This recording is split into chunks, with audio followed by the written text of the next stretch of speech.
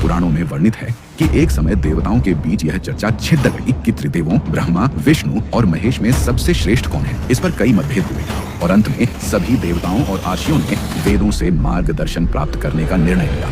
वेदों ने एक स्वर में भगवान शिव को ही परम सत्य और सर्वोच्च बताया, जिनके भीतर यह संपूर्ण चराचर जगत समाया हुआ है। भगवान विष्णु ने वेदों के इस निर्णय को सहर्ष स्वीकार कर लिया, किंतु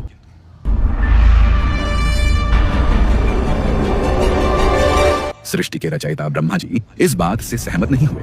वे स्वयं को सर्वश्रेष्ठ मानकर अहंकार से भर गए। उन्होंने अपने पांचवें मुख से भगवान शिव के स्वरूप और उनके गणों की वेशभूषा का उपहास करते हुए अपमानजनक शब्द कहे। ब्रह्मा जी का यह अहंकारपूर्ण आचरण और शिव की निंदा सुनकर भगवान शिव अत्यंत क्रोधित हो उठे। उनका क्रोध इतना प्रचंड था कि उसे धारण करना पूरी सृष्टि के लिए कठिन था। अपने अपमान और ब्रह्मा के अहंकार को दंड देने के लिए भगवान शिव ने अपनी भौहों के मध्य से एक अत्यंत तेजस्वी, भयंकर और विकराल स्वरूप को प्रकट किया।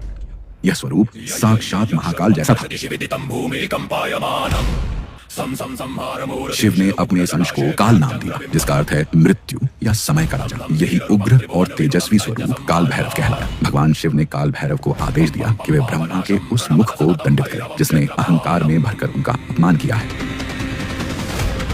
भगवान शिव की आज्ञा पाते ही काल भैरव ने तनिक भी विलंब नहीं किया। उन्होंने ब्रह्मा जी के उस पांचवें मुख को धड़ से अलग कर दिया जिसने शिव की निंदा की थी। काल भैरव के इस कृत्य से ब्रह्मा जी का अहंकार तो नष्ट हो गया और वे 5 मुखों से 4 मुखों वाले हो गए, परंतु एक देवता का शीश काटने के कारण काल भैरव पर तुरंत ब्रह्म हत्या का घोर पाप लग गया। ब्रह्मा का कटा हुआ शीश काल भैरव के हाथ से चिपक गया और ब्रह्म हत्या की शक्ति एक भयानक स्त्री के रूप में उनके पीछे पीछे चलने लगी, जिससे उन्हें घोर कष्ट होने लगा। भगवान शिव ने काल भैरव को इस पाप से मुक्ति पाने के लिए तीनों लोगों का भ्रमण करने का आदेश दिया। वे दंड पानी के रूप में भटकते रहे, लेकिन किसी भी तीर्थ स्थान पर उन्हें शांति नहीं मिली, क्योंकि कपाल उनके हाथ से चिपका रहा और ब्रह्म हत्या उनके पीछे रही। अंत में भ्रमण करते हुए वे भगवान शिव की परम प्रिय नगरी काशी पहुंचे।